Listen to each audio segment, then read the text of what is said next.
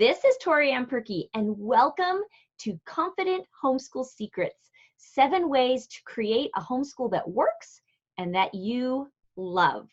Now, before we go any farther, I have emailed you a PDF when you signed up for this class that has a ton of study questions that are in addition to the notes. It's a study guide, so you're gonna be able to walk through it as we're going through this presentation.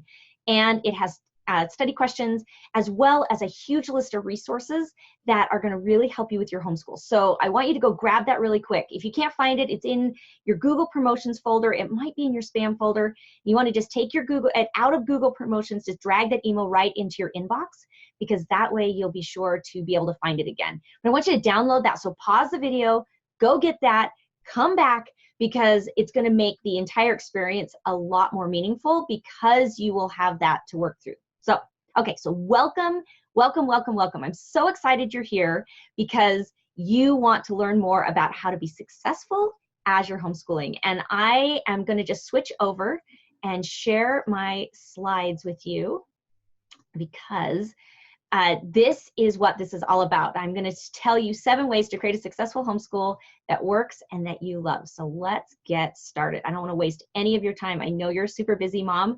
I'm a super busy mom. I get that. Now, who is this webinar for? This webinar, this class, whatever we want to call it. Who is this for? Let's talk about that. So this is a class that is perfect for you if you're just getting started and you're feeling overwhelmed or you're feeling nervous and you're thinking, I don't know what's going on, but I know I'm supposed to homeschool my kids. This is going to be great for you.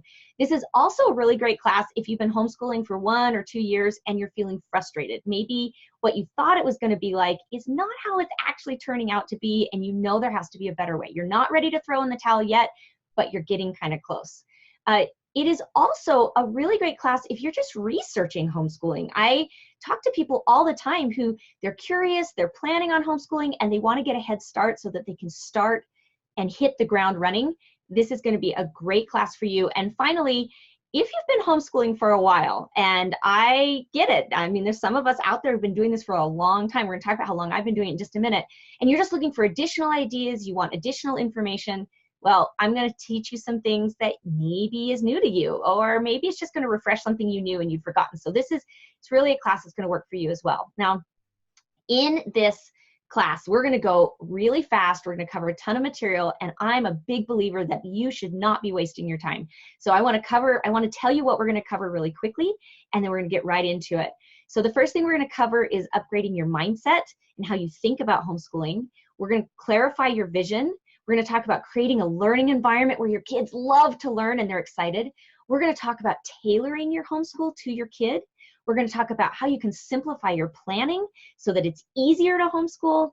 We're going to talk about the little secret called Block Your Day, which is a game changer for people when they're homeschooling. And we're going to talk specifically about some pitfalls you can avoid that derail homeschooling. And I see it all the time. So those are the things we're going to cover. And let's jump into this. But first, I really do want to just tell you a little bit about me, because you're like, who is this person and who is she to tell me about how to homeschool, right? Well, my name's Tori Ann Perky, and this is what my family looked like. Well, not my husband, but this is what my family looked like when I decided to start homeschooling. This is my oldest daughter, Lillian, and my son, Thomas, and my baby had just been born, little Eleanor. And in 2003, I started to just have these feelings. 2003, that's a long time ago. I started having the feelings that I needed to homeschool because my oldest, that darling girl in pink, man, she was just a different type of 3-year-old. She didn't match any of the other 3-year-olds that I knew. She was curious, she was excited, but she didn't do a lot of the normal 3-year-old things. She just walked to the beat of a different drummer. And I thought, school is going to just squash this spirit. It's going to squash the daylights out of her. So I'm going to need something different. And a friend was learning about homeschooling. She introduced me to it. I read so much about it, and I got really, really excited. And that was really before a lot of the internet provided all the resources like this. And so I read a lot of books, and there were a few blog posts out there and stuff. And I felt prepared, and we got started. We started in 2003, and at first it went pretty well. We were reading books. We were playing fun kindergarten games. It was, preschool. It was not a big deal. And I was really excited. I thought I kind of had it down. Well, then my family grew up a little bit. And here we are. It's been about 3, 4 years. It's about time to start second grade. The pretty girl in pink, the Lillian that was 3, she's now the girl in white on the left with a really, really short haircut, because I also thought I could cut hair, which I can't. But now my family, it looks like this. I now have 4 kids. They're 7, they're 5, they're 3, and they're 2. No, 3 and then 1. Sorry, can't do the math. And Lillian is now starting second grade. And I'm thinking, I need to get really serious about homeschooling. Like, we've been playing around. We've been kind of having a good time. She's doing okay. We got to have real school. And so I got super serious. I planned out charts. I made reward systems. We had this whole schedule. We're going to do spelling, then we're going to do math, and then we're going to do reading, and we're going to do history. And it all planned out. And I knew it was all going to work. I printed everything out. It was all ready to go. And it lasted 2 weeks. 2 weeks. And during that 2 weeks, I went from being super excited to everything falling apart. There were so many tears. Tears from me, tears from her, tears from everybody else because they felt ignored. And it was awful. And I didn't want to keep going. And so instead of giving up completely, I just stopped homeschooling for a little bit. And I thought, I got to figure this out. I got to figure out how you do this with 4 kids and actually get academics in and not have tears and fighting every single day. And so that's what I did. I researched, I read, I talked to people, and I figured out that there were some things I was totally doing wrong, and that if I just adjusted a few things, everything was going to go better. I figured out a new way to homeschool.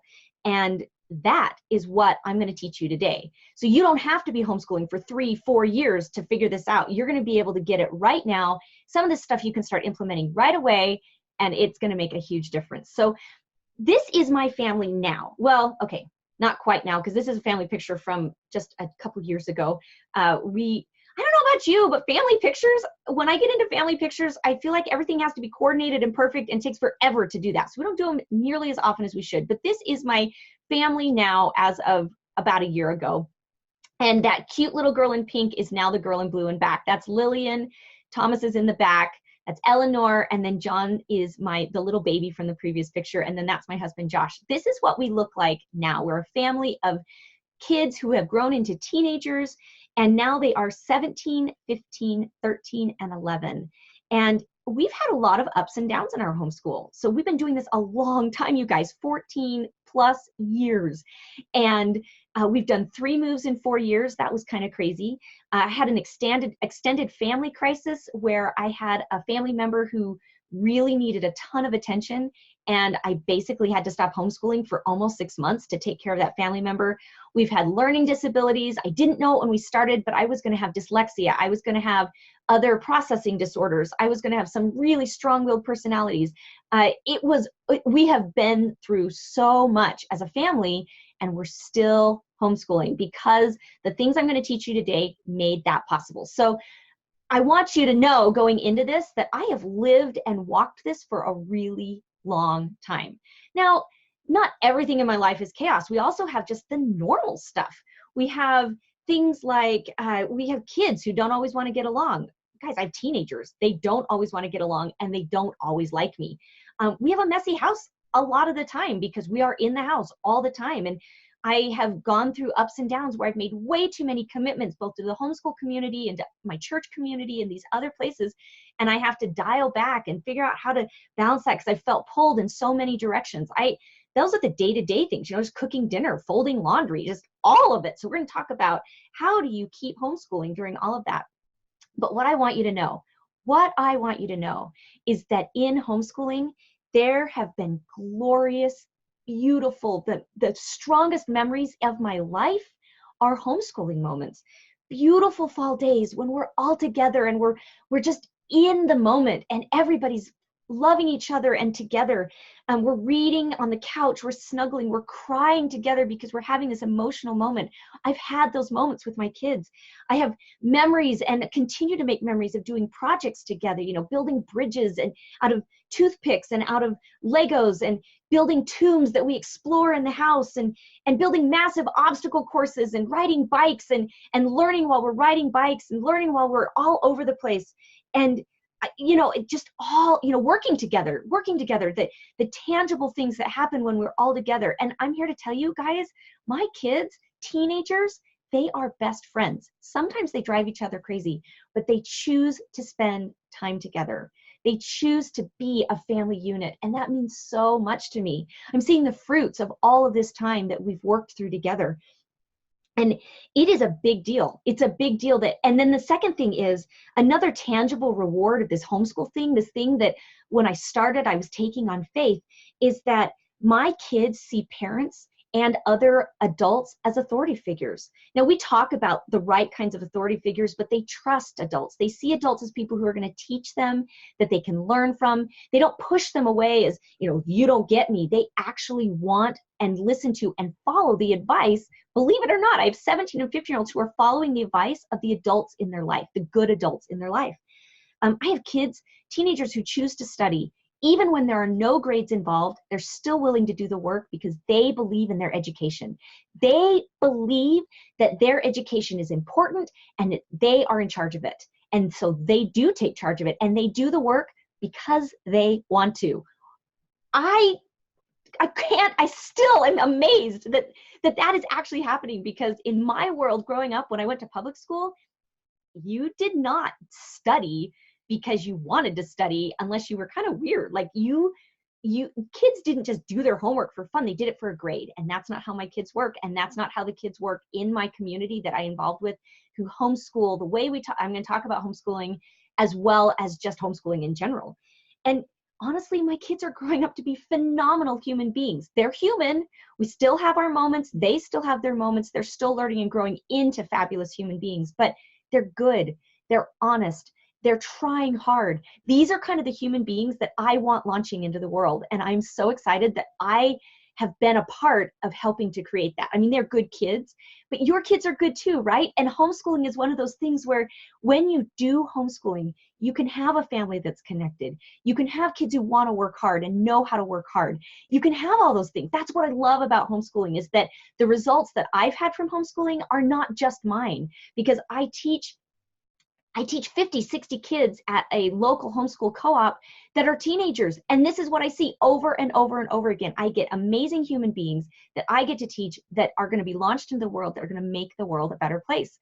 And that's what I love about homeschooling. That's what I love about what's happened in my family. That's what I love as I see in families that have embraced homeschooling and are doing doing the things that I'm talking about today.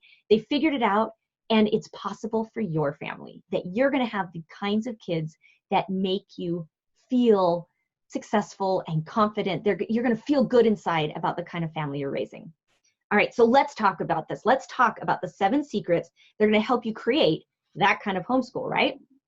Because that's what we're here for. Okay, secret number 1, and this is the point where you get out that PDF and you start going through it, because it's going to walk you through all of this. So first of all, why? Why do I include upgrading your mindset? Well, because you are the leader of your homeschool. You're the very first, most important part. If you aren't homeschooling well from the right mindset, everything's going to fall apart, because everything stems from you. Yes, your kids are going to make their own choices. We're going to talk about that in a minute. You can't control your kids, but you can control you. And if you're in a good place, everything's going to go better. You are the leader. You lead the charge. You lead the day. You lead. And that is so important. So let's talk about some of the things that matter with your mindset, because you have to upgrade your mindset. You have to upgrade your mindset because homeschooling, you are never done. It's not like you get to hang up the towel and go home at the end of the day. It is a way of life. And you constantly have to be changing because your life changes, your kids change. So you have to be able to, you can't just set a schedule and set a routine and check the boxes and say, okay, I'm done for the next 10 years. It doesn't work that way. It's constantly changing. So you have to be constantly changing. And that requires a really strong mindset. The second thing is you're going to worry.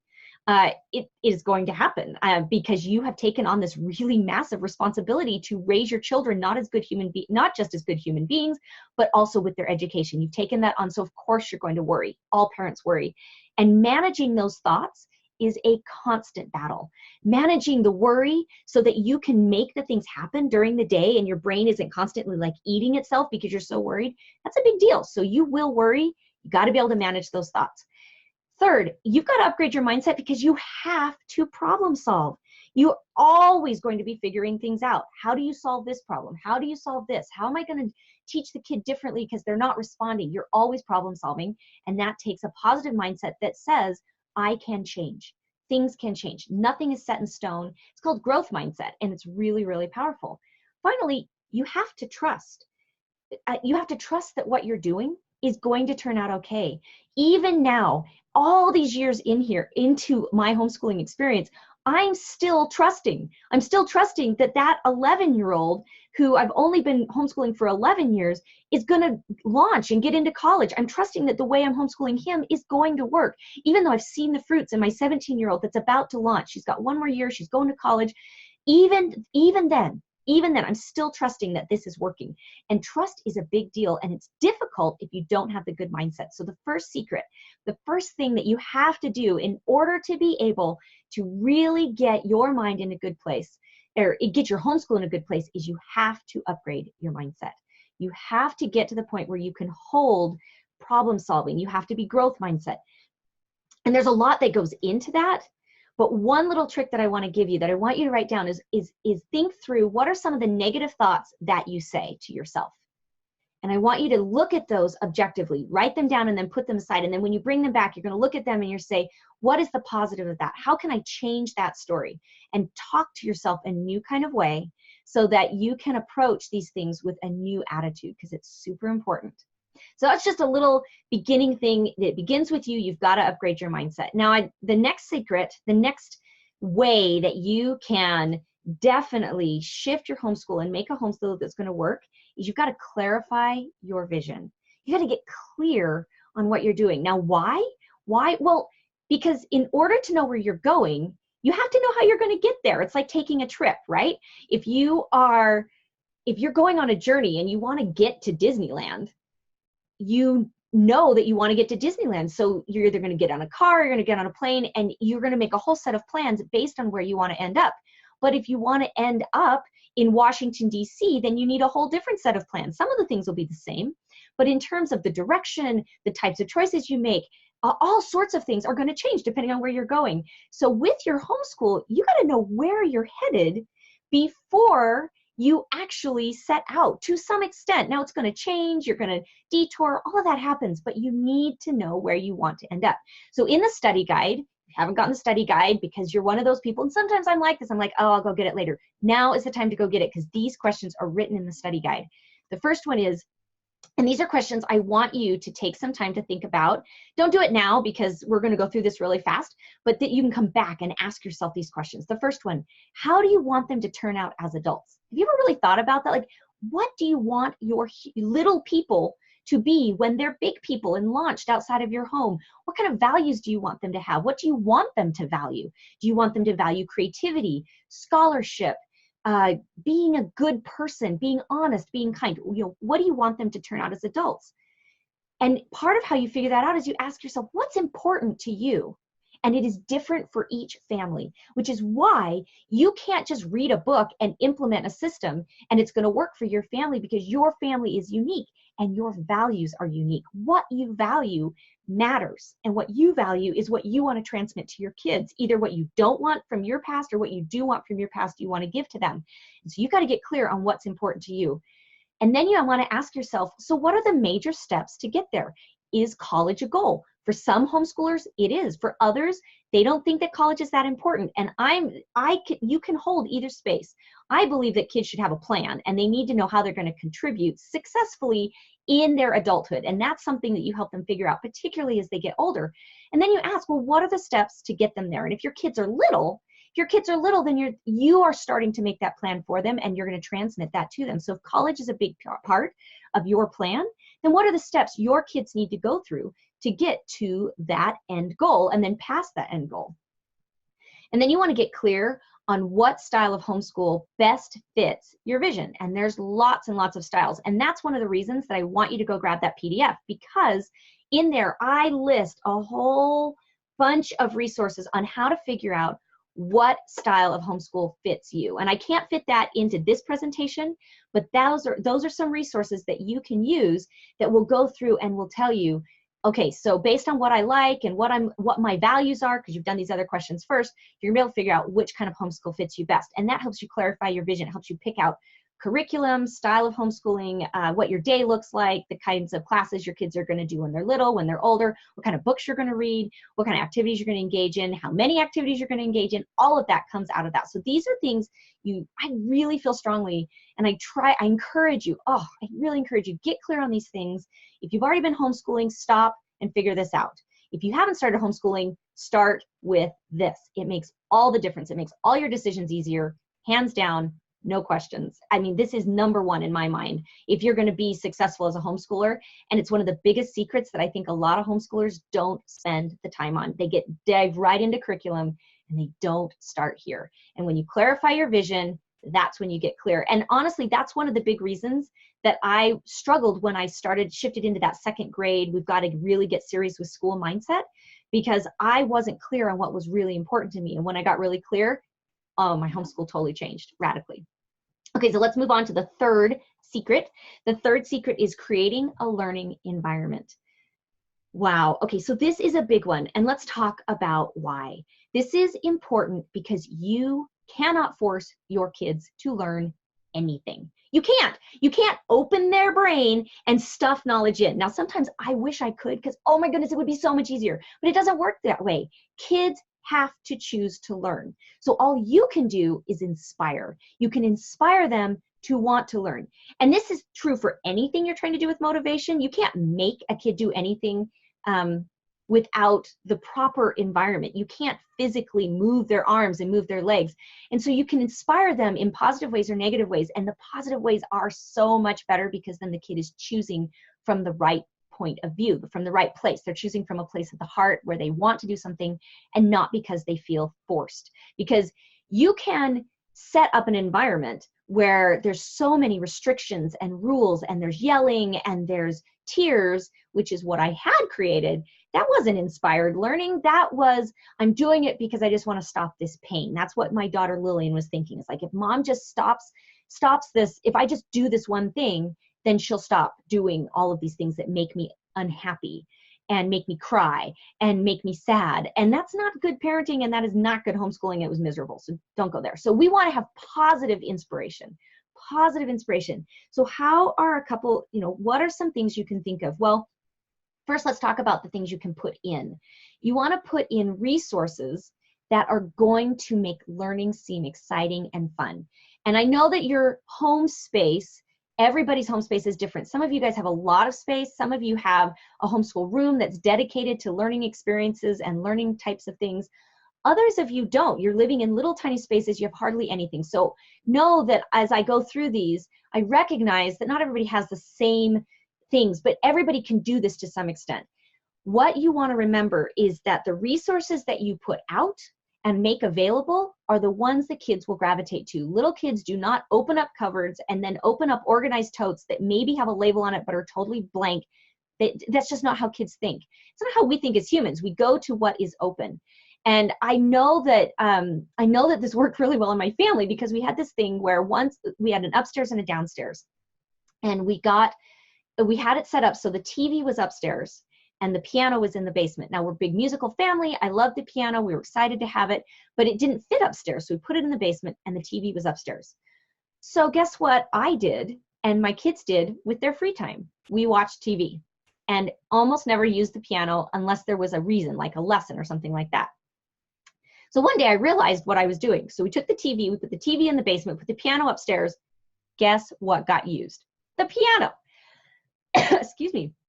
Suddenly the kids, we would turn the TV on when we were consciously wanting to do something, but the piano is what they sat down and they would play around on. And it was a digital piano, so it would have music. So suddenly they were playing music that was recorded on the piano all the time. And they were dancing to it, and they were moving, they were having all these interactive experiences. And I found this to be true over and over and over again. The resources I have out, the books that I have out, if there's a toy that's on a shelf or gets pulled out and put in the middle of the room, that is what they access. So make your learning environment inspiring by having the right kinds of resources out. You want resources that inspire positive, great learning. The second thing that you can do to help put into your homeschool is that you need to be excited about homeschooling. You need to be excited about learning. So this is not just, hey, we've got a really cool math assignment, let's do it. No, no, no, no, no. This is showing them what's important by what you're doing. Because remember, you're the leader. We talked about that with the mindset. You are the leader. So how are you leading? So for example, are you reading and engaging in the kinds of activities that are fun, that you say are fun? I mean, they don't have to think they're fun, but are you engaged in it? Are you learning new things and talking about it? Whether it's a new skill or whether it's a new book and you're talking about what you're reading in the book, this makes a difference. Now, you're not going to see necessarily a difference overnight. It's not like you snap your fingers and say, hey, I'm reading this book and it's so cool. And oh, don't you guys want to do your assignments? No, no, no, no, no. But over time, the environment is going to be one where you're like, I'm so excited about this thing. I'm so excited to learn something new. I'm so excited to try something new. I remember I decided to learn how to play the guitar. I'd been musical with other instruments, but I didn't decide to learn to play the guitar till I was 30. And by then, I had several kids who were in musical lessons. They were learning other instruments. And you guys, learning a new instrument is hard. And I struggled. I was frustrated. I couldn't make my fingers do what they wanted to do. But I could verbalize it, say, wow, this is so frustrating. I'm going to put it down. I'm going to come back. My kids practicing changed after they saw me struggle, but not give up. After they saw me say, oh, I'm so excited to learn this. And oh, look at this new song I can play. It changed. Huge, huge deal. So what you're doing and how you're behaving about learning is going to impact your kids and definitely send them one direction or another. Now, what do you want to take away? Oh my goodness. Well, the first thing you want to take away is distractions. Distractions that suck the desire to learn harder stuff or more interesting stuff because they're so passive. That's particularly certain kinds of toys and definitely to some extent just passive engagement in the screens. Now, we are not a screen-free family. We watch television, we watch Netflix, we're watching screens, documentaries, and my kids watch recreational stuff. I watch recreational stuff, but we keep that to a minimum. A significant minimum. I watch my kids and I'm very, very aware of when the balance starts to shift, and then I pull the screens back. The other thing is I look really hard at toys. I want to make sure they have the right kind of toys that push them to learn and grow, not toys that are going to do the work for them. So take away distractions that aren't helping to support your environment. The second thing is be very, very careful and take away things that are overscheduling your life. Even good activities. There's a really great idea of good, better, and best. And just because something is good doesn't necessarily mean it's serving you. You want to strive for better and hopefully best. What are the best activities? What are going to be the best return on investment, the best bang for your buck? And you want to pick those, and then as hard as it can be, say no to the other things. Pull them out of your schedule, because if you're overscheduled, it gets very, very difficult to have the kind of environment where kids can explore and can learn. It just becomes impossible because you're tired all the time and you're frantically running from thing to thing to thing. You are as a mom and a dad. I shouldn't exclude dads, but I know that most of you are moms watching. You as a mom and your kids, they're so tired because they're just running from thing to thing to thing. So give them blank, empty space. Blank is good. Boredom, in my home, we say boredom is just the empty space before something creative happens. Now, I also say it's also the empty space before a fight happens, because sometimes that's what happens, and then I have to separate them, and then they get creative because they're no longer like doing this, because it happens. But you cannot be creative when you're overscheduled. You cannot have those super special moments where you have those aha light bulb moments if you're overscheduled. So you want to have lots of blank space in your life. Blank time equals learning. And that's what kids do. Kids will learn if you give them the time and don't schedule it. That's not saying you can't do anything. Just be really careful about your schedule. Okay, so let's move on to the next one. What is the next secret, the next way you can create a homeschool that works and that you love? It is to tailor homeschool to your kid. When people ask me why I homeschool, what I say is because I want to tailor the education to my child and not the child to an education. That's the main reason I didn't put them in public school, because it turns out my kids don't fit the public school model. They just don't. And that is totally fine. We've been able to tailor their education to meet their needs, both where they're struggling and where they're excelling. And it's super cool that I can have that flexibility. So if a kid who's really struggling in math, if I can do certain things, and if they're really struggling, but if they're flying and soaring and reading, then I can do different things. Like I can really fine tune the homeschool to match right where they are. I think this is so important because how you share information is as important as what you share. Because I cannot tell you how many different ways I've tried to teach one of my kids math. Math is not something that just clicks in his brain. It just doesn't. He's good at it, but he struggles. He struggles, and he struggles with being consistent. He struggles with working through it. He struggles with sticking to it. When it gets hard, he wants to give up. And he's one of my kids with that processing disorder. And so some kinds of math, particularly story problems, are very, very, very difficult for him. Well, how I have presented math over the years has changed because he's needed different things based on where he is. And it's not that he can't learn it, it's that we have to tailor it to him. So how you share is important as what you share. And when you capture this and you really embrace this and you start incorporating it into your homeschool, it honors the individuality of your children, because none of your kids are the same. None of my kids are the same. None of your kids are the same. So when you recognize that not everybody's going to go lockstep through the same curriculum, it allows you to have different types of experiences to honor the individuality of your kids. Now, I'm a big fan of learning styles. And there are three. There's visual, there's auditory, and there's kinesthetic. And probably most of you know about this, right? Visual is when you see things, you learn better by seeing. Auditory is when you learn better by hearing and talking, and kinesthetic is when you learn better by moving with or using your hands. It kind of depends. There's actually a lot of sub-styles in here, and I'm not going to go into those today, but these are the three big ones. And while I don't believe that you should only do learning in one style if a kid really benefits from doing certain kinds of things, you want to still do all of this. It still makes a difference. I have a daughter, so I'm auditory, and I talk constantly and I talk fast and I'm always talking. I have a daughter who's very, very visual, and every once in a while, she's getting older now so she can do this. She'll say to me, I'll get talking, I'll be explaining, I'll say, okay, I want you to do this and this, and this is how you do this problem, and all of this, whether it's math or I'll be talking about an English concept or whatever, and she'll look at me and she'll say, Mom, it's just all blah, blah, blah. And she's not being rude. She's just saying, Mom, I don't understand because you're not showing me. You're only talking. And I go, oh, that's right. You're visual. You're visual. So that's when I go get the whiteboard, or I say, okay, well, let's map it out, or let's draw it out, or let me walk you through it a different way. And I make it more visual. And I've made my home much more kinesthetic and much more visual than I personally would have done in terms of homeschooling, because while I learn really well by talking and listening, my kids don't. They're visual and kinesthetic, of course, because that's how the universe works, right?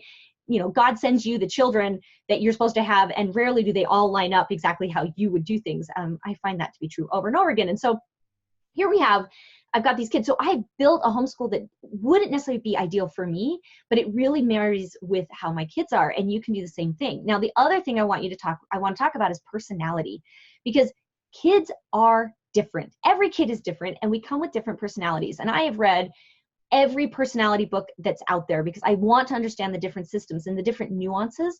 And it's interesting because as I go through them all, you know, kids really fall into kind of four categories. We all do. And there's a lot of nuance to this too, but I'm just going to go over the four basic ones really fast. The first kind of personality you're going to have, hyper and happy. These are kids that they're happy, they like to have fun, they're giggly, they're just the life of the party, but they're also bouncing off the walls. They're the ones who are literally running down the hallway, bouncing off the wall. And I have a kid who's like this, and he likes to make the joke. He says, Mom, I'm bouncing off the walls. And then he runs into the wall and bounces off of it because he's hyper and happy. So he's always making jokes, and he's just a lot of energy. Holding him as a baby was like holding a wriggling puppy. He just never sat still.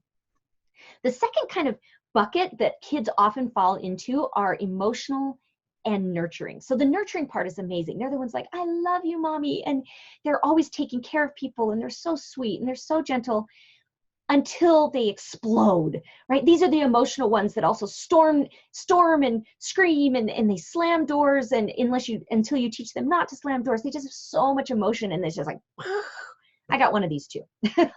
And she's so wonderful and sweet and snuggly, and she is super emotional. Super emotional. So we've got both, and they have positive negatives with every personality. The third one, bossy and driven. Okay, driven. I love the driven kids. The driven ones are like, I'm going to make this happen. And suddenly you turn around and it's happened. They're the ones who say, this is going to happen. You say, I just don't know if that's possible. And then suddenly it is. They're the ones who say, you know what? I want to learn this thing and I'm going to do this. And they have a plan and they're like, I'm going to do this and I'm going to do this and I'm going to do this and da, da, da, da. And it happens. It just happens.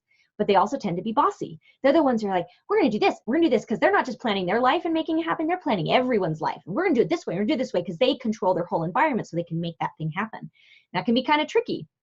And homeschooling these kids, well, it's a different kind of ball game, right? You have to cater and tailor a homeschool structure and a schedule and everything for each of these types. And then the fourth one, they're rigid and they're intellectual. Now the intellectual ones, that's awesome. They're the scholars. They're the ones, I'm going to read this and I'm going to learn this and I'm just give me checklists and give me all of this and teach me. They love worksheets and they love to do all this stuff, but man, they can be rigid. They're the ones like, no, it has to be like this, Mom. And you did it differently today. And what do you mean we're not doing the list? We're going on a field trip. They can get really trapped in how to do it. And so you have to work with them differently than you are going to work with these other types. Now, so we have these 4 personality types.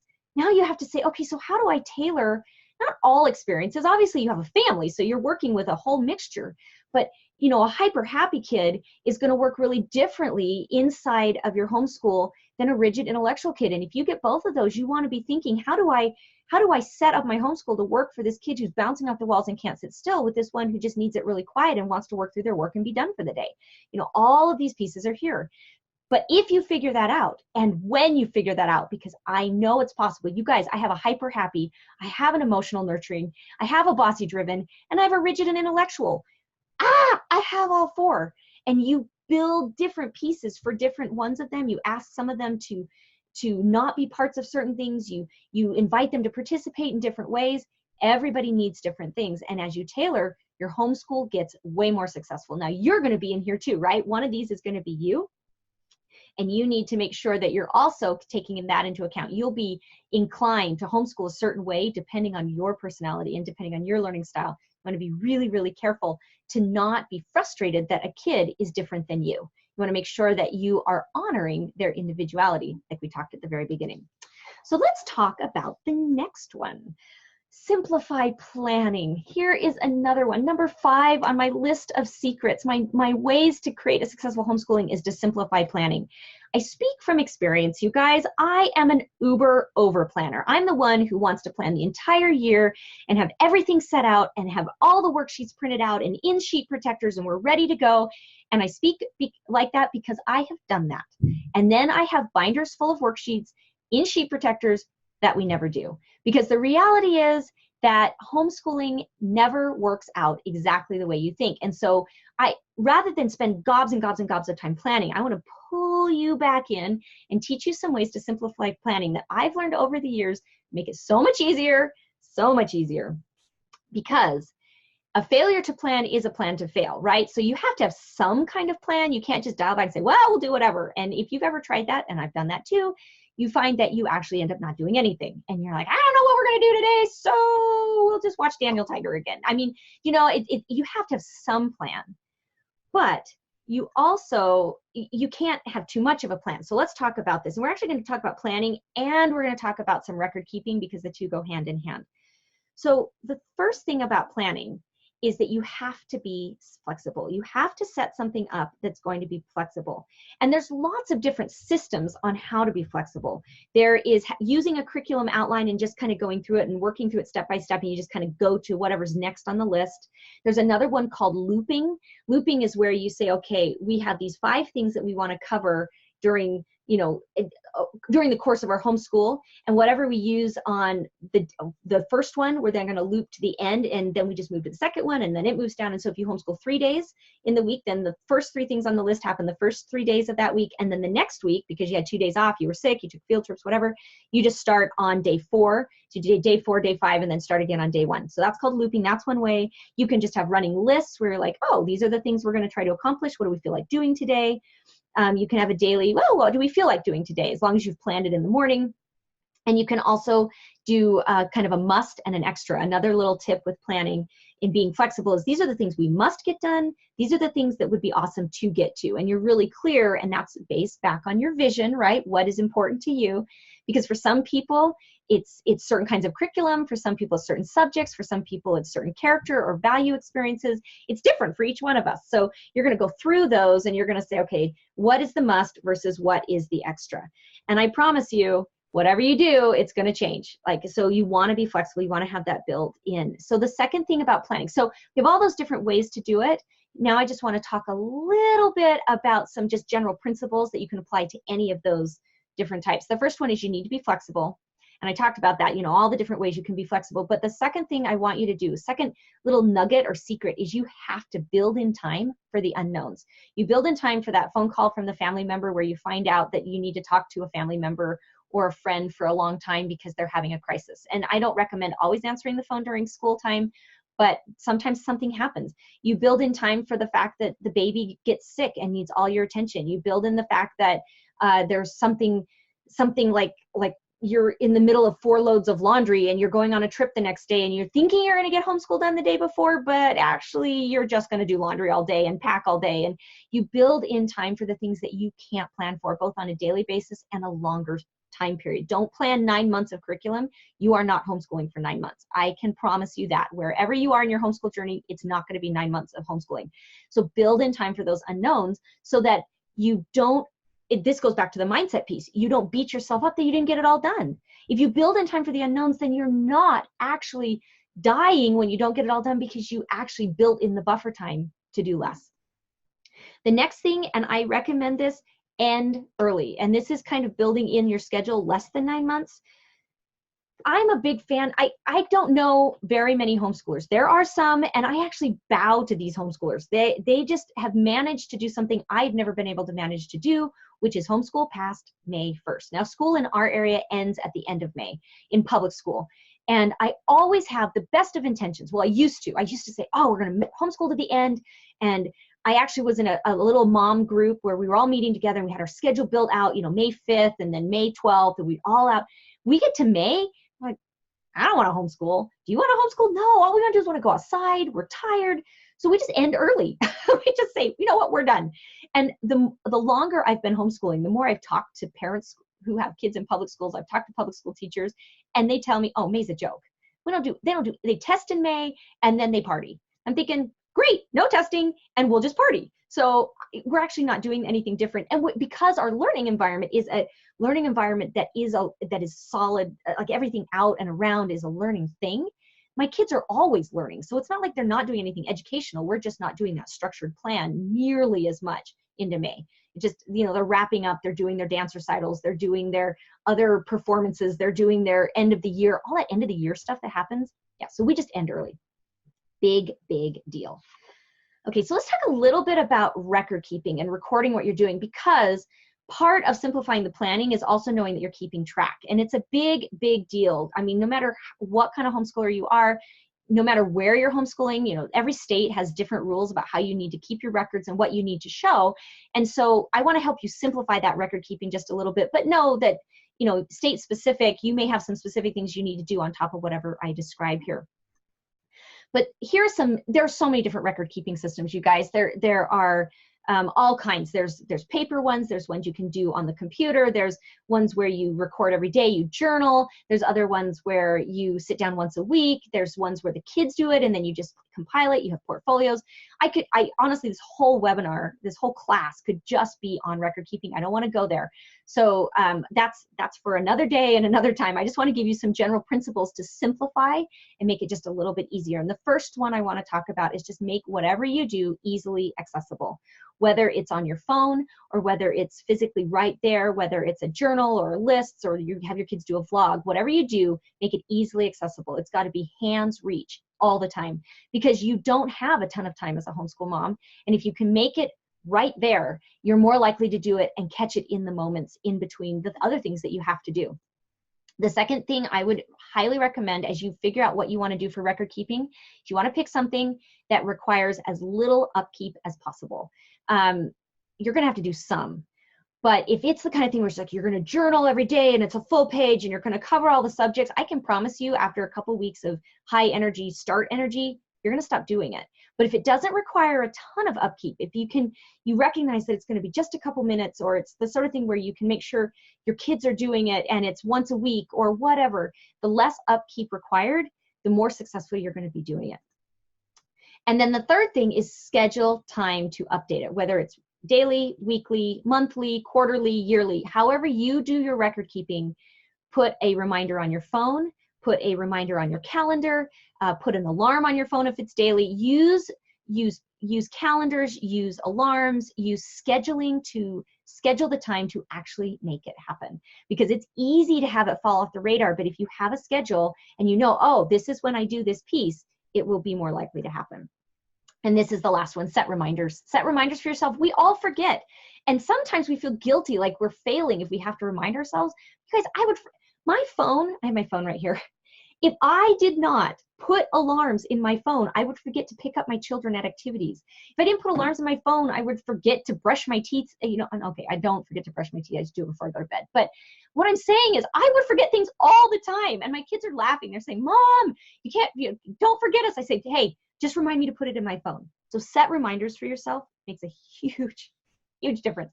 So there's some things for record keeping to simplify it, and also some things to keep your planning just a little simpler. All right. Block your day. I promised you this was going to be like the super secret one. This is going to change your life, because it changed mine. Because when we come from a public school environment, we think in terms of times. We think in terms of, well, let's talk about why first, and then I'm going to tell you why it works the way we're going to talk about it. So the reason you want to block your day is because your day is where your plans hit reality. This is where you're saying, oh, we're going to do this. And then your children, who unintentionally most of the time are like, nope, this is what's actually going to happen. I'm going to have a stinky blowout diaper and you're going to need to spend 30 minutes cleaning me up. And then, oh, by the way, I'm going to have had this major drama with a friend yesterday and I need to talk to you about that. And I'm really struggling with this. And oh, Mom, I had this really cool idea. I want to share it with you. And yeah, your day is where your plans hit reality, your plans. And so it's really, really, really important that you have a system in your day that allows you to do this successfully. And there are lots of ways to do this. I'm just going to share one where basically you just block the day into chunks. You just say, we're going to do this in the morning, and this is the rough time when we start. But if we don't, then we're going to start here, and we're going to move things around. And you have your day sit in different chunks, and you know what you want those chunks to be: personal time, family time, individual study time. Like everybody has kind of different pieces based on their values and based on their vision and based on the kind of environment they have and the kind of planning you're doing and the things that are important. Like all of these things, there's a reason I put these in this order, you guys, because you can't really figure out how to block your day till you've got those other pieces in place. But once you do, you want to figure out how those chunks are going to move, and then you can adjust them longer or shorter, kind of accordion style, depending on what happens. So you may say, well, this block roughly usually takes us an hour, but if something happens, then you say, you know what, we're just going to squeeze that block and then start the next block. It's kind of how blocking your day works in a nutshell. And but I want to teach you just some really basic principles as you're figuring this out, because what happens as homeschoolers is we tend to plan too much. Always. We just overplan because we're like, the world is our oyster and look at everything we can bring in and look at all the things you can learn. And before you know it, you're homeschooling 24 hours a day, or you're trying to, and your kids are done and you're done, and it's awful. So my first recommendation as you're planning out how to chunk your day, how to set up these different blocks of time, how to make sure that you're fitting enough in but not too much, is first of all, don't plan more than 3 to 4 hours max each day. And this includes all the time you are engaging with your children in some kind of learning experience, whether it's a morning devotional or it's time together reading or their individual time. Do not plan more than 3 to 4 hours a day. And if you have small kids, like biddies, we're talking 5, 6, 7, 8, 9, 10, like elementary school, this can actually be done in an hour to 2 hours a day. You actually harm their education if you're doing too much. So my recommendation, what I've learned over the years and what I've certainly seen from successful homeschool families across the board, and I have talked to hundreds of successful homeschool families, they are not homeschooling as long as the public school day says. The older teenagers, the scholars, they're doing a lot of scholar work on their own, but they're not requiring more than 3 to 4 hours from you. And those younger kids, you're never doing more than an hour, 2 hours, really concentrated time, maybe 4 hours total for you as you individually move around. So definitely keep your scheduled time much shorter than you might think as a way to get your sanity and to get everything and balance it with everything. Second thing, when you are blocking your day, when you're making your plans, when you're thinking about things, please know that a big activity or a field trip takes the entire day. I can't tell you how many years I thought, oh, we'll go on the field trip in the morning and then we'll do these things in the afternoon. No. You go on the field trip and you're done. Your kids are tired. You're tired. Just buckling kids in and out of car seats takes energy, a lot of energy. Years of energy sucked away into the buckling of the car seat, or the missed nap, or the not finding the shoes and then corralling everybody. The field trips are amazing. And then you get home and you crash. So I learned after many, many years to stop planning I was going to do anything else. Just let the field trip be the day. Let the field trip be the day. And big activities are the same way. If you plan a big art project, if you plan a humongous science experiment, I'm not talking like the little ones. I'm talking about the ones that take some prep work and some time. That is your activity. Do not feel like you have to do anything else. The next suggestion, as you're scrunching and swishing and you're like, how are we going to fit all this in, is combine as much as possible. Now, there's some of you who are already doing this. You're putting all your science together. You're putting all your, your reading together. Your kids are learning different history together. There's others of you I know who are envisioning, I've got to hit 2nd grade science and 3rd grade science and 4th grade history. And the problem with that is then you're not 1 teacher, you're 4 teachers, or you're 5 teachers, whatever number of kids you have, you're 2 teachers. That is not humanly possible. So we get rid of the public school mentality that says there's grade levels and you're going to teach things a certain way, and you squish as much together as possible. Because when you combine things, then you have more time and it's more engaging and you're all together. It's actually more fun. The last thing, well, no, not the last thing, but one of the other things that's super essential is you have to make time for you on a regular basis. And I know if you have watched any kind of self-care class or you've been to church and they've talked about this, it's all about have to make time for you. But you guys, I am not joking. I would have gone certifiably insane if I'd not had time for me. And so the way you make time for you, is you make sure it is one of your blocks. And when my kids were little, it was quiet time during the nap time. When the little kids were napping and the older kids were still awake. So first of all, it was nap time. And then it was nap time and the older kids would have quiet time where they were not allowed to talk to me for an hour, hour and a half. I had to have that mental time during the day. Now my kids are older. My mental time during the day is in the morning before my kids get up. And I don't have my kids get up super early based on how our schedule works now. And that morning time is just me. No one's talking to me. I'm not making decisions. I'm not having to solve any problems. It's just me. You have to have time for you in order to consistently show up over and over and over again. So you want to make sure that's part of your day. The last sort of secret that fits within the secret about blocking your day and building it all in is you have to do a no inventory regularly. Remember when I talked about overscheduling and how dangerous that was?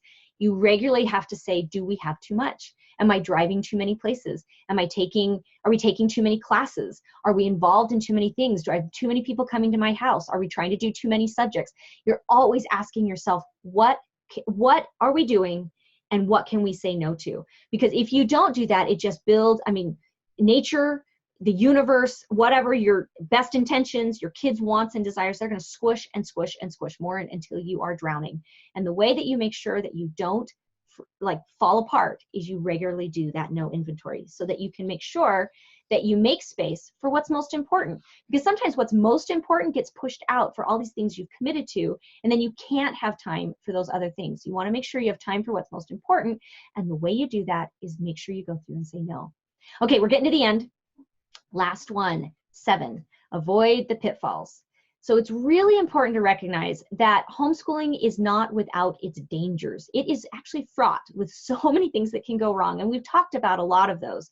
We've talked about overscheduling. We've talked about having a poor mindset. We've talked about having the wrong kinds of things in your home that distract. We've talked about being overplanned. And so we talked about lots and lots of different things. But the pitfalls, they still sneak up on you. And when they do, they make you want to quit. They do. They're the ones, the pitfalls are the things that show up and you think, I'm failing. I've totally done this wrong. And my kids I'm destroying my kids. I'm failing at this thing. We should just quit. We should just quit, because that's the number one thing that is going to derail your homeschool is you say, well, we're done. I'm failing at this. I'm terrible at this. We're going to quit. And I don't want that to happen. And homeschoolers like me, who've been around the block a long time. If you figure you're a block, I've been doing this a long time. We know what these are. And this is one of the reasons we can keep going is when we see them coming, we can step out of the way and not fall into them. So There are several. There are lots. And I just want to talk about some of the big ones. There's lots more, but these are some of the biggest ones. The first one is comparison. If you compare yourself to other homeschool families, you will fall apart. Because I can promise you that no matter how awesome you are, no matter how awesome you are and how awesome your kids are, you will look at other kids who are doing things your kids are not, and you will assume you're failing. It doesn't matter. I have a friend whose kids are rock stars. They're learning foreign languages. They're engaging in activities. They're politically active. They're on these different teams. I mean, I look at those kids and I think, oh my goodness, I would love to have a kid like that. And then what I hear her say is, oh, we're failing because he can't do this. Oh, I'm failing because we didn't get to this. I'm thinking, what are you talking about? This kid is amazing. And I feel that way sometimes about my kids. I forget all the amazing things that are happening and go, oh, yeah, but my kid doesn't speak a foreign language. And oh yeah, my kid doesn't know what they want to do right out of college. And like, they don't have a plan yet because they're still figuring out who they are. And oh, I'm failing as a mom. Comparison will derail you every single time, because then the next word in your head is I'm failing. And you're not failing if you're trying. So we got to get rid of comparison. We've got to turn that off. The second is that you put the plan above the person.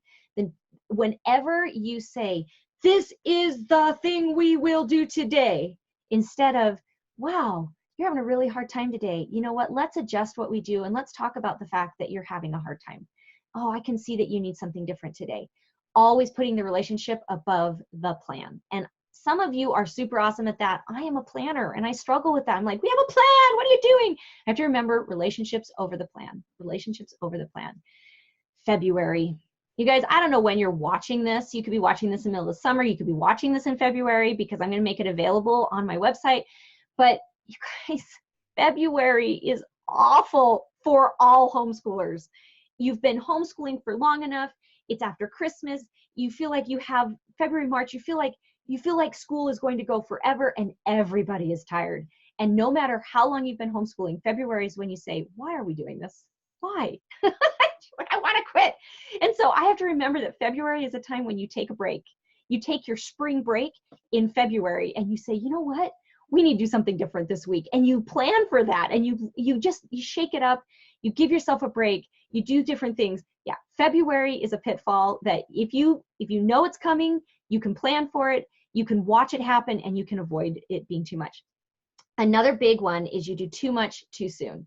You shove the wrong types of things at these kids. And I'm not a big fan of right and wrong, but you try to do too much too soon. And I am also, I'm speaking from experience, you guys. The things I've tried, I've often said, oh, we're going to do this.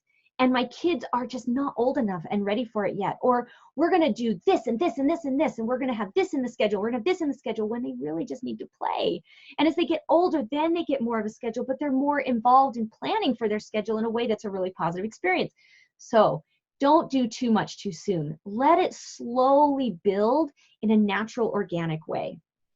Now, there's one more pitfall, and I didn't put it on my screen, but I want to tell you, and I think the final pitfall I want to talk about today is that sometimes homeschool moms focus so much on what they need to do for their kids, they don't realize that they also need to get their own training, their own education. You get so wrapped up in what am I going to do for them? What am I going to do? How are we going to do this? And what parts are we going to do? And what curriculum are we going to use? And you get so wrapped up in that, and you don't realize that you, as the mom, need to get your own training. That if you figure some things out, a lot of that other stuff actually settles. And so bravo for making it this far in the webinar. I'm guessing that you probably had to pause it. You had kids asking you questions. I know maybe you're listening to it while you're doing other things. That's probably what I would be doing. No matter how that plays out, the reality is that you have to get your own education in order for you to continue to do this big thing, because you have taken on this huge responsibility. You got to learn how to do it. And the more effort you put into learning how to homeschool successfully, the more successful your homeschool will be. That's how it is across the board. And the moms who figure that out are the ones who figure it out really fast, and their homeschool starts to hum along and they figure it out. The ones who don't, the ones who are like, I'm just going to pick a curriculum, I'm going to make it work. They bumble around, they try to figure out, it's trial and error, and it's just really tricky, and it's much, much harder for them. And so as much as you have signed up, so I know you're not that kind of mom. I know you're the kind of mom who says, yeah, training is important. Like, I need to learn how to do this. And what's awesome is when you take this kind of training, you get a jump start, you get a head start. And I get really excited about this, but we only had like this chunk of time, right? Because I know you're busy and I know you don't have hours and hours and hours to sit down with me right now and watch through this whole thing. And you might be thinking, well, how do I do some of the things that she just talked about? How do I really create that learning environment? I mean, she gave me a couple things, but man, like how do we actually like get rid of the screens or down that time, or what kinds of things? Like, what does it really look like to put things in? And you might also be thinking, well, okay, so learning styles and personality, that sounds really important, but how do I actually do that? How do you actually take a hyper happy kid and a rigid intellectual kid and put them together? How do you actually do that? Or this blocking the day thing that we talked about, like what are the blocks that I need to have, and how could I structure that, and how do I find that mom time? How do I say no to things? So I know that some of you are having these kinds of questions. So I've put a solution together and I want to share it with you because I know that if you get the answers to those questions, then you're going to leapfrog out of this. I feel overwhelmed. I feel like I don't know what I'm doing. I feel like it's just so much to, I feel confident and I feel successful and I feel like I've got this. I feel like I know what I'm doing. So what I want to share with you today is a program I put together called the Confident Homeschool Program. And it is my heart and soul that I've gone through, and I've given you all the things I've learned over all these years of homeschooling. I've put it in one program because I believe that if you want to homeschool and you are trying to homeschool, I believe you should be able to homeschool. I believe that you should feel successful and confident while you're doing it. You should wake up in the morning and you should say, yeah, I've got this. And you shouldn't wake up in the morning going, oh, we have another day of homeschool ahead of us. I don't want that for you. And so I used to teach homeschool moms one-on-one, and they would ask me the same questions over and over and over again. And I realized that new homeschool moms, and by then I wasn't a new homeschool mom anymore. I realized that they were asking all the same questions that I had asked. And that like there's a basic set of things you just need to figure out. I thought I can answer. And I was answering all those questions one-on-one. I thought, this is crazy. I'm going to put them all together. I'm going to answer all these questions together. And the other thing that I was really excited about putting this together for you is I wanted to make sure that it was fully researched and it had because I'm always researching. I'm reading books in all different places, and personality books and learning style books and time management books and how to do mindset, all these things. And I wanted to take all of those concepts and put them in a program to save you the hours and hours and hours of time that I know you don't have, and put it in a program so that you can just know off the bat, like right out of the gate, all of this stuff that it took me years to accumulate. I'm just going to give you all the best of it. So let me just tell you a little bit about this program. It's going to cover several different information. And this information, like I said, with this class is the same thing. It's for people who are just starting out, who want to know the principles to create a successful homeschool and a successful foundation for the homeschool. It's also from the homeschool moms who have been doing it for a couple of years and they're just really still struggling. And they're saying, I think I'm ready to quit because I don't want you to quit. If you know you're supposed to homeschool, I want to help you. Okay, I want to help you. And I have also found that this is really great for moms who've been doing this for a while because they pick up new tips. And it really, if you're researching homeschooling and you've made it this far in this class, this is going to rock your world. This will be the one class, the one program you need. You will have all the foundational pieces laid, and then you just have to go cherry pick a couple things. So what do we cover in this? Well, we cover lots of topics. We cover how to create a homeschool vision. We talked a little bit about that, but we're actually going to dive deep, and we're going to walk you through those questions and how to think about those questions and the types of things you can think about. We're going to go through that with how to create a homeschool vision. And the next thing that we're going to cover is how to piece your day together, how to do that blocking. And I spend a lot of time talking about the different blocks that almost every homeschool needs to have in order to be successful. And what are some of the ways you can approach that, and what can you put in those different ways? And I answer lots of questions that come up about, well, what about this, and what about this, and what about this? Like, how do you do it with the little kids, things like that. It's all here on how you piece your day together. I'm also going to teach you a ton more about personality and learning styles. We're going to dive deep into not just audio, kinesthetic, and visual, but we're going to dive deep into the 7 detail, like the sub ones, and how you can leverage those, because there's differences in those main categories, and it can make a huge difference in how your kids respond to your information. And we're also going to talk about those hyper happy, rigid, intellectual, those 4 different types, the bossy driven and the nurturing and emotional. We're going to talk about them, and we're going to talk about how do you homeschool to those different personality types, and how do you structure your homeschooling to really help them. In this program, we're going to talk about how to create a learning environment that really, really, really makes your kids want to learn. And these are principles that once you apply, and I hope you know by now, I'm not going to teach you a specific kind of homeschooling style. I'm not, because everybody's going to be drawn to different things depending on your vision, depending on your goals for your family. I get that. But these are learning environment principles that are going to work for every kind of homeschooling. But how do you create that environment where kids get up in the morning and say, I want to learn, I want to do stuff, and they're engaged and they're trying new things? How do you create that environment? Well, we're going to go through it step by step, and we're going to talk about what you take out. We're going to talk about what you put it in. And I've also included a lot of even very specific, like these are the cool types of things you can get that are just going to explode the learning in your home. And I go through a lot of details and some reviews and things like that. It's really fun. The next one we're going to talk about is how to plan and keep records. And I talked about how to simplify it a little bit, but I'm going to actually go in and say, look, there's different ways, and here's how you can do it simply so you don't go crazy, and here are different types of systems you can use for record keeping, and how can you do it, and they're all going to they're going to follow those simple principles that I shared, the keep it simple and keep it accessible and things like that. So we're going to talk a lot about that in that particular part of the program. And finally, we're going to go through 7 more pitfalls. So I covered 4 today. We're going to cover 7 more that can totally derail your homeschool if you don't know to watch for them. And I'm going to go through them. We're going to talk about how to avoid them, what you can do to prepare for them, and all of that. So I have this entire program put together. It is over 14 hours of audio content. And I made them audios, not videos, because if you're like me, you are a busy homeschool mom. You do not have time to sit in front of the computer or your phone for 14 hours watching something. So I made them audios so that you can plug them into your ears while you're feeding the baby, while you're doing the dishes, while you're driving in the car. And they're totally the kind of thing that your kids can be listening to if you want that. But the only problem with audios and the only problem with setting it up like that is you're driving in the car and I say something, you think, oh, shoot, I want to remember that. So I've also created study guides that go over the entire program.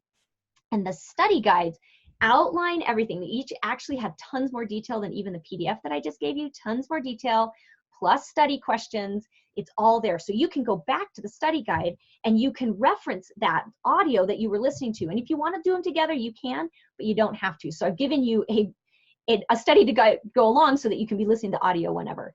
So I've created all of that. We've got 14 hours of content. And you guys, you need to know I am pulling information from all over, not just from homeschool books, but from business books and from parenting books. And like I said, from mindset books, it's all coming in. So, and what I've done is I've read this book and I've pulled out that one nugget that's going to be awesome for homeschooling. So you don't have to go read that book. I've put them all in here. And then I've married it with all the years of homeschooling experience that I have, these 14 plus years, with all of these learning styles, with the struggles, with the processing and the dyslexia disorder, all of that stuff. It's all going to be a part of this. It's real, you guys. It's not you're going to listen to this and you're not going to feel like I've just given you a whole bunch of stuff you can't do. My whole goal is to make sure that you know that you can homeschool. And that's actually what people tell me when they listen to this. The testimonials that come back to me, they say things like, oh, now I can homeschool, or you saved my homeschool, or I had one mom come back to me at a conference. She'd been to the conference the year before. She'd been through my class. She'd bought the program. She came back a year later and she's dragging 2 or 3 homeschool moms with her. And she's like, this is the woman. You have to buy her program. She saved my homeschool. Everything is different. And she has tears in her eyes. She says, can I hug you? And I'm thinking, oh my goodness. Yes, of course you can hug me. And here, let me help your friends, because she went through this and it changed how she homeschooled so dramatically. That's the kind of things I hear when people go through this. Now, I want you to know that I've put my heart and soul in this. I've given it everything. It's everything I know. And and it's all of this. And I thought I would show you. I thought, you know, I'm going to show them my bookshelf, because I buy all these books and I read all this and I put all this information in this program. I thought, no, that picture would be too big. But I did go through and I thought, I'll just add up. I will add up what the books cost alone, not including the hours of time and blog posts and the articles, but just the books. I added up all the books. It's over $1,000 worth of books that I have purchased, many of them used, which means it's worth even more, that I've purchased and read that's gone into this program. And I was like, whoa, spent a lot of money on books, which I guess is kind of the big weakness of being a homeschooler. Anyway, so that's a lot of money, a lot of time, and I put it all in this program. And you guys, the value of this program, $247. That's what's on the website. If you go to my website today and you just were to show up and you hadn't gone through this program, you say, I want to buy the Confident Homeschool Foundations program, it's only $247. And that's how much you would spend to get all of the audio content and the study guides. And, you know, it's a big deal, because, you know, when people take it and they feel successful and they feel confident, it's like, wow, you know, it's rocking their world. It's changing lives. I get emails and comments all the time. But I've got more. I've got more, because I know there's some other things that are going to make your homeschool run a little bit better that aren't homeschool specific. And so I have some bonuses that I've added to the program that I want to tell you about, okay? So the first bonus I want to tell you is called the Thrive Daily Planning Method. And it is how I have planned my life for the last, when I finally really got it, probably 10, 12 years. This is the planning method I've used. And what's so cool about it is when I use this planning method, it is so simple. I hope you guys know by now, I am all about simple and efficient. I do not have time for too much craziness. So this takes a pen and a piece of paper, and you can do it in about 10 minutes, 15 minutes in the morning. And when you finish, here's what's so cool about this. It only takes a few minutes. It takes a few minutes in the morning. I just do it as part of my morning routine when I'm eating breakfast or whatever. But the cool thing about this is it forces you to avoid overscheduling your day. I don't know about you, but have you ever made a list and then you only get through 3 things and you think, oh, I'm failing the day? Yeah, but if you use this method, then you not only have planned the day, but you've also planned it in a way where you haven't overscheduled. You haven't said, I'm going to do too much today, and then you get to the end of the day and you feel like a failure. You know exactly how much is going to fit in your day, and then you get everything done because you've actually planned the day in a way that's going to work. And it takes into account crazy things that happen. So you just need to know that that's part of what it talks about, and it's maximum flexibility. It's so simple. It's so simple that it works for anybody, and it works for any kind of lifestyle and any kind of schedule that you have. Super, super flexible. So that's the first bonus I'm going to give you. That's the Thrive Daily Planning Method. And I forgot. It makes you feel peaceful because you know you're doing the right things at the right time. Have you ever had trouble being present because you're doing this one thing and you're like, maybe I should be doing this. And then if you go do that, then you're like, well, maybe I should be doing this. This is going to help you feel peaceful because you're doing the right thing at the right time. I forgot to add that because it makes me so happy when it does that. And so the value of this is $97. So this method, oh my goodness, so worth it, right? Because once you know that's done, you know your day is going to work. $97. So the second bonus I want to give you is a way to organize your space. And I call it simple organizing because the SMPLE actually stands, they're acronyms. On my website, you can go read more about what those stand for. But let me tell you why this is so cool. First of all, it's easy, but it creates a space for amazing learning experiences. So one of the trickiest things about homeschooling in any space is that if it's full of stuff and it's not organized, then it's really hard to have that learning environment that you're so going to be wanting to do, and you're wanting to do after you've listened to these audios, you're already wanting to do because of this class. And so I want to teach you how to get your space to a place where it feels like you can have those learning experiences. And that's what simple organizing does. It makes it possible to tackle any disorganized space, no matter how big, no matter how messy, and actually get it clean. I promise. I have used it in little spaces, but I've used it in kitchens and playrooms and whole houses. And it's one that I've used all the time. It makes it possible when you use this system to delegate more of the cleaning to your kids, because when things are organized, they know where things go and they can actually be a part of this process. So rather than it being, everybody go away, I've got to get this space clean, you can actually do it as a family, and it works really well. And you're going to feel like you can breathe again because you're no longer drowning in stuff. That's what's so cool about this system, is that when you're done, you're like, yay, I can breathe. And you guys, it's a $97 value for this one too. This one, again, you go through this organizational system, your whole house is going to feel like a space where you can live and you can breathe and you can homeschool. Now, the third bonus I want to tell you about is called the Pick Me Up Pocket Guide. Remember how I talked about how mindset is so important? Well, every day, not every day, but there are going to be days that are just hard. And I'm not going to lie to you, homeschooling is hard. I have days where it's hard. What do you do on days when there's hard? Where I have taken my 15 favorite 5-minute tips and put, like they take 5 minutes or less to pick me up and help me get out of those hard day slumps. And that's what I love. It helps me reset on those days when it's hard. Helps me reset. And it has ideas, because I'm big on like different personalities, different learning types, right? These are ideas geared to you, and they actually work really well for your kids when they're having hard days as well, but these are ideas that are geared to different learning preferences. So if you are better, or if your mood picks up better because you're a kinesthetic learner, there's going to be specific ones you can use for you. But if you're a visual learner or you're an auditory learner, I've included different type of pick-me-ups for all of the different preferences. And what I love is they all can be done in 5 minutes or less. So this is not like you have to go take a bath and get a massage and nothing like that. And it's not like you have to go take a nap. These are quick in the middle of the craziness to help you just calm down, pick yourself up, and be able to get back into the arena for the next round. $25 value there to get the Pick Me Up Pocket Guide. So the fourth bonus I want to give you is a question and answers. There was a little while ago, what happened is I decided to invite a series of moms and dads who had gone through the program to come back and ask me questions that they still had after the program was over. I knew I'd been comprehensive. I knew I'd covered a lot of things, but I knew there'd be more question and answer. And so we did. So they came back, they had to have gone all the way through the program, and then they started asking me more questions. 3 hours later, we were done. So you're gonna get, as a bonus, all of the answers to those questions. And I've broken them up into pieces. So if a certain question doesn't appeal or apply to you, you can just watch the parts that do, or you can watch the whole thing, either way.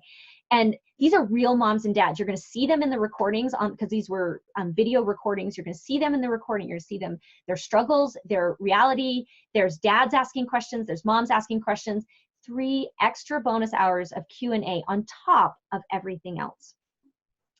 And that is $127 value, because you cannot I don't think you can put a price tag on that kind of real time, real moms asking real questions and getting real answers. It's just so important. So, I mean, let's think about this. You get the 14 hours of audio content, and then you get the study guides, $247 value. Plus, you get the Thrive Daily Planning Method that's going to simplify your day and help you fit everything in, include, after you've figured out how to block your time. $97 value, simple organizing, going to get your space organized. It's going to feel so good. Oh, so excited to have you use that. $97. The Pick Me Up Pocket Guide is a $25 value, and then the 3-hour Q&A is $127 value. So this whole package, this whole Foundations program, the program plus all the bonuses, is $593 if you add all that up. And yes, I had to get my calculator out to do that.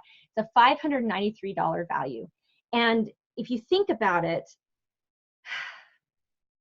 this is going to change your homeschooling. It's going to change it from a place where you feel overwhelmed and you feel like you don't know what you're doing and you feel like it's just not working. It's going to change it to a place where you feel successful and you feel confident, you feel like you can. And because you showed up and you made it all the way through, and because this is a long time, and I get that your time is valuable, and you just gave me a chunk of your time, and I honor that. I think that's so important. And because I believe so strongly that this information needs to be in as many hands as possible, I have decided, and it's kind of crazy, but I've decided that I'm going to do the entire program for just $97. I also know that you're looking at all this, you're thinking, but I've listened to her now, but what if it's not everything I want? And what if I don't, like, what if it doesn't actually help me? I want to make it super simple. There's a 60-day learn it and try it money back guarantee. And the way this works, and the details are on the website, there's a button down below that you can click that's going to teach you all about this program. And you can read way more about it. You can read all the details of the different audios. You can read about the bonuses. You can learn a lot more about it.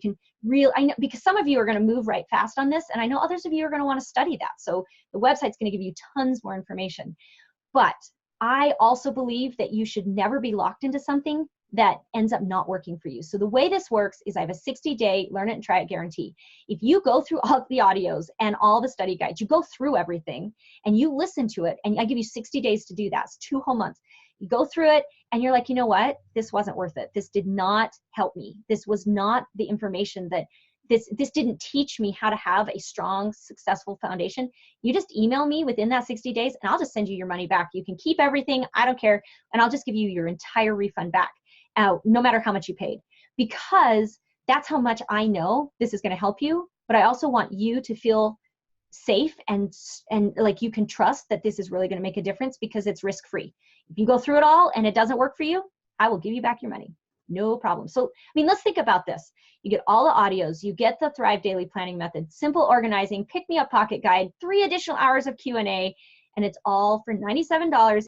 You guys, the reason I want this for you, whether you choose to buy it or whether you just take the principles that we've talked about in this webinar, in this class, and then you just go apply it, you know, wherever you are, because I know there's some of you who will do that. You'll say, you know what, I've got this, I've got enough, I know what I'm doing now, I'm going to take it and run with it, and you're just going to go off. It's totally fine, totally fine. Or you're going to say, you know what, I want to read all those books. I want to read that entire bookshelf, and the PDF I gave you has that entire list of resources. Go read all those books. And if you want more books, there's more on my website. I can email you more lists. I can take a picture of my bookshelf. If you want to spend those hours doing all that, there's some of you who are like that. Awesome. For those of you who don't have that time or that desire and just want it condensed into a place that's going to give it to you all in one place while you're driving or feeding your kids or folding laundry, this is what's going to do this for you, right?